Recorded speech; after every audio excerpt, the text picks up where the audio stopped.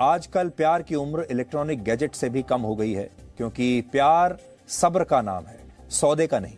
लेकिन अब सच्चे प्रेम की ये कहानी भी देखिए आज खास तौर पर वैलेंटाइंस डे के मौके पर। बिहार के पूर्णिया में रहने वाले 90 वर्ष के एक व्यक्ति ने पिछले 32 वर्षों से अपनी पत्नी की अस्थियों को संजो कर रखा है उनकी मृत्यु के बाद। इस व्यक्ति का नाम है भोलानाथ आलोक और इनकी शादी बहुत कम उम्र में हो गई थी और उन्होंने अपनी पत्नी से वादा किया था कि वो जिएंगे भी साथ साथ और मरेंगे भी साथ साथ। लेकिन ऐसा हो नहीं सका और 25 दिसंबर 1990 को उनकी पत्नी का देहांत हो गया और भोलेनाथ अकेले रह गए।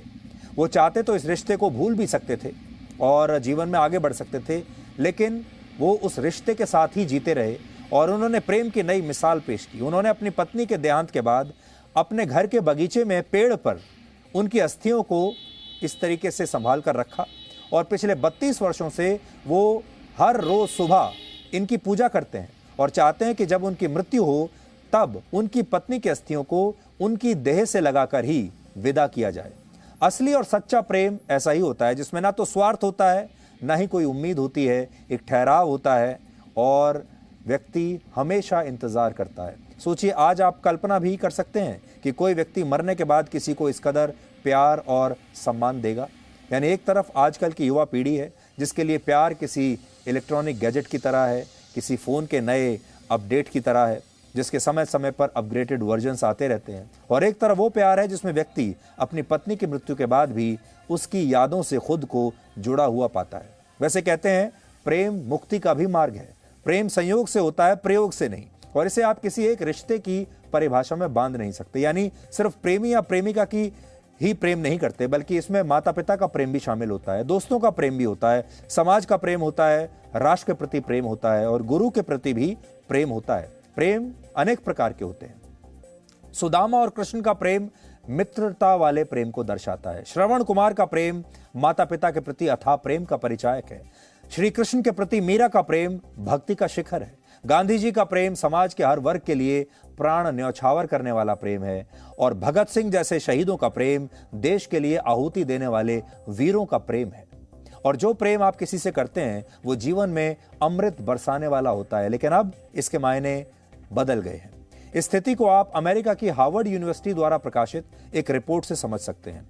इस स्टडी के मुताबिक प्रेम के लिए आपका दिल नहीं बल्कि सिर्फ आपका दिमाग और शरीर में मौजूद कुछ केमिकल्स जिम्मेदार होते हैं। यानी अगर आपके शरीर में कुछ विशेष प्रकार के हार्मोन्स का प्रवेश करा दिया जाए तो आपको ऐसा लगने लगेगा कि आप प्रेम में हैं, जबकि हो सकता है कि असल में ऐसा ना हो, और यहीं पर लोग अक्सर गलती करते हैं।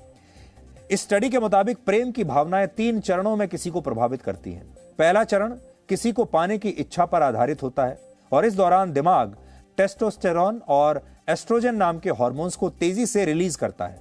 इसे आप वासना भी कह सकते हैं।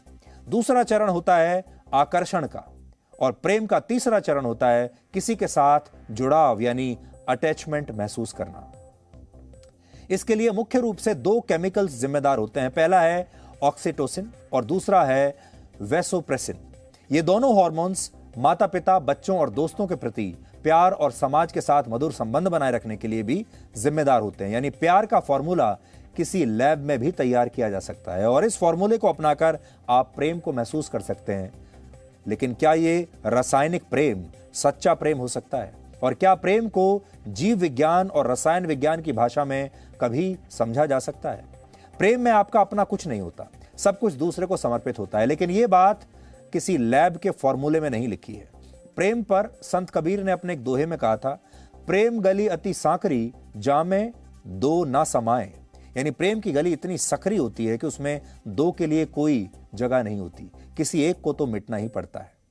प्रेम की पहली शर्त ही होती है स्वतंत्रता। अगर आप प्रेम में पड़ने के बाद स्वतंत्र, आजाद महसूस नहीं करते और दूसरे को भी स्वतंत्र महसूस नहीं होने देते तो आपका प्रेम सिर्फ कुछ रासायनिक बदलावों का एक नतीजा है और इसके अलावा कुछ नहीं। प्रेम दिमाग से शुरू होता है और दिमाग ही इसकी उम्र भी तय करता है, जिस पर मिर्जा गालिब ने एक बहुत मशहूर शेर लिखा था। इसकी 2 पंक्तियां इस प्रकार हैं। कहते हैं इश्क जिसे खलल है दिमाग का। मौजूदा समय में ऑर्गेनिक लव का महत्व इसलिए भी कम होता जा रहा है क्योंकि लोगों ने प्रेम के चौथे चरण को भुला दिया है। 3 चरण तो हमने आपको बता दिए, चौथा चरण हमने रोक कर रख लिया था और ये चरण आत्मसमर्पण का चरण होता है, जब आप प्यार में खुद को पूरी तरह से समर्पित कर देते हैं। और इसके लिए आपको कोई मजबूर नहीं कर सकता, इसके लिए आपसे कोई कुछ कह नहीं सकता। ये मजबूरी का सौदा नहीं है, ये सब्र का सौदा है, ये अपनी इच्छा का सौदा है। हालांकि आजकल के दौर में प्रेम सब कुछ अर्पित करने का नहीं, बल्कि दूसरे के जरिए सब कुछ अर्जित करने का जरिया बन गया है। और ऐसा क्यों है, आज हमने इस पर आपके लिए एक रिपोर्ट तैयार की है जो आपको ये जरूर देखनी चाहिए। लेकिन बड़ा सवाल यह है कि जो भी आपको आज मिलता है, क्या वो अर्पित करने के लिए मिल रहा है या वो रिश्ता अर्जित करने के लिए है? सबसे बड़ा जो यक्ष प्रश्न होता है हर रिश्ते में वो यही होता है। और उस समय आज के दौर में किसी को ये समझ में नहीं आता कि ये जो रिश्ता है इसे क्या नाम दिया जाए।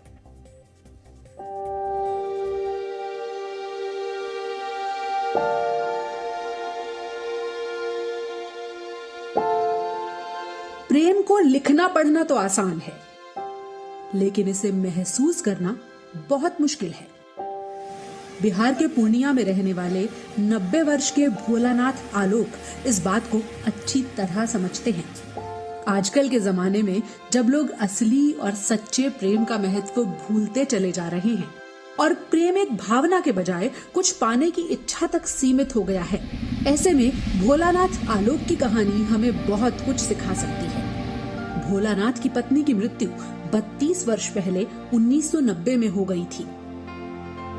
उनके साथ जो वादा किया है, हम बहुत बुलंदी में कहते हैं कि हमारा प्रेम जो है अमर है, जिस दिन मरी भी हूँ। अस्थि दान के रखे हुए, बोले मैं जब मरूंगा तो मेरी नानी का अस्थि नाना जी के सीना पर दान रखे। रोज नाना जी पूजा करते, सवेरे में भी जाके वहाँ फूल चढ़ाते और शाम में भी, और एनी टाइम वहाँ पर जाके प्रार्थना करते हैं। तो वो बहुत अच्छा लगता है जब भी होता है, जैसे कि कुछ शादी होता है तो सबसे पहला कार्ड भी उन्हीं को जाता है। यहाँ पे नाना जी ऐसा करते हैं कि लगता है कि नानी जी अपनी दिवंगत पत्नी के लिए भोलानाथ आलोक का ये प्रेम उनके समर्पण को दर्शाता है। उन्हें इसके लिए कभी कोई प्रशंसा या इनाम नहीं मिलेगा, न ही उन्हें किसी ने ऐसा करने के लिए कहा है। ये सब वो उस रिश्ते के लिए कर रहे हैं जो उनकी पत्नी की सांसें रहते हुए भी था और आज भी है। लेकिन दिल से निभाया जाने वाला ये प्रेम आजकल की पीढ़ी के लिए एक फैशन और ट्रेंड बन चुका है।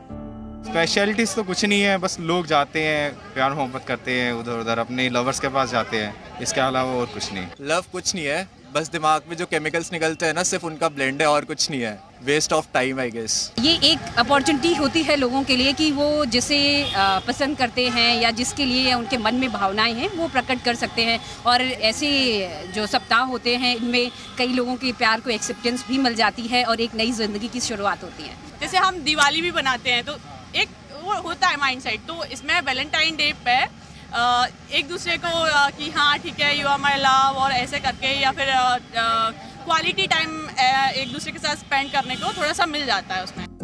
एक स्टडी कहती है कि प्रेम में इंसान दिल के बजाय अपने दिमाग के सामने सरेंडर कर देता है। दिमाग का बायां हिस्सा यानी लेफ्ट साइड हमारी भावनाओं के लिए जिम्मेदार होता है। विज्ञान की भाषा में इस हिस्से को लिम्बिक सिस्टम कहते हैं। किसी को देखने पर दिमाग के इसी हिस्से में केमिकल्स का कॉकटेल बनने लगता है और दिमाग से हैप्पी हार्मोन्स निकलने लगते हैं और दुनिया अच्छी लगने लगती है। डोपामीन से आनंद, सेरोटोनिन से खुशी और ऑक्सीटोसिन से बॉन्डिंग यानी अपनेपन का एहसास होता है। प्यार का यही कॉकटेल है जो नशे की लत जैसा एहसास भी करवा सकता है। एक्सपर्ट्स की राय में प्यार भी नशे की लत की ही तरह दिमाग को गिरफ्त में ले लेता है। प्यार में ना 3 तरह के फेजेस होते हैं जिसमें अलग अलग तरह के केमिकल्स आते रहते हैं। 3 बहुत प्रोमिनेंट केमिकल्स होते हैं। जो हमारा फर्स्ट फेज होता है वो होता है हमारा एक फेज ऑफ अट्रैक्शन, जिसके अंदर हमें इंस्टेंट अट्रैक्शन हो जाती है और इसमें जो हार्मोन्स पैदा होते हैं वो होते हैं टेस्टोस्टेरोन और एस्ट्रोजन। दूसरा फेज हमारा आ जाता है जिसको हम कहते हैं फेज ऑफ अफेक्शन और इंटिमेसी। और तीसरा हमारा होता है सेरोटोनिन। सेरोटोनिन जो होता है वो एक गुड मूड हमारे अंदर पैदा करता है। तीसरा फेज जो हमारा होता है वो होता है फेज ऑफ अटैचमेंट, जिसके अंदर एक स्टेबिलिटी और एक मैच्योरिटी के साथ दो हार्मोन्स हमें प्यार की तरफ लेके जाते हैं, एक होता है ऑक्सीटॉक्सिन और दूसरा होता है वैसोप्रेसिन। तो इसकी वजह से हमारा एक ट्रू लव, जो एक मैच्योर लव है, वो आगे बढ़ता जाता है और वो ही लव हमको एक स्टेबिलिटी की तरफ लेके जाता है। क्योंकि प्यार को नशे की तरह ही आदत और लत वाला माना जाता है, इसीलिए ये ध्यान रखना भी जरूरी है कि ये नशा आप पर इतना हावी ना हो जाए कि प्यार जुनून में बदल जाए। आंकड़े गवाह हैं कि नाकाम रिश्ते, एक तरफा प्यार और ब्रेकअप ने जुर्म की बहुत सी कहानियों को जन्म दिया है। प्रेम में समर्पण की भावना हो और खुद से ज्यादा पार्टनर की खुशी का ख्याल हो, असली प्यार तो वही है। वरना जैसा गुलजार ने कहा है, इश्क में और कुछ नहीं होता, आदमी बावरा सा रहता है। पूजा मक्कड़, जी मीडिया। तो आज के दिन हम आपसे यही कहेंगे कि प्रेम में अर्जित करने की इच्छा को त्याग कर अर्जित करने की बजाय अर्पित करने की इच्छा को जीवित रखिए और उसके बाद आपका हर रिश्ता एक हीरे की तरह सदा के लिए जीवित रहेगा। Presenting V News app, available on Google Play and App Store. Download it now.